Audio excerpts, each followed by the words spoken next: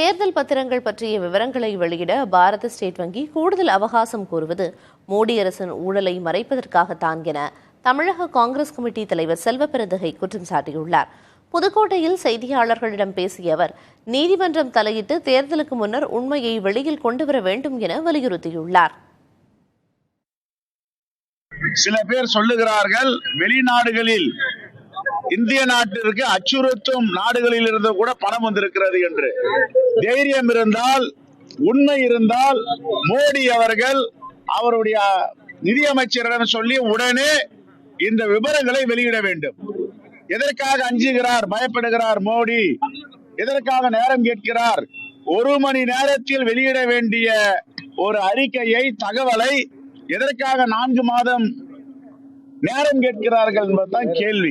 ஆகவே மிகப்பெரிய ஊழல் நடந்திருக்கிறது இந்திய நாட்டில. தேர்தலுக்கு முன்பாக உச்சநீதிமன்றம் தலையிட்டு அதை வெளியே கொண்டு வர வேண்டும்.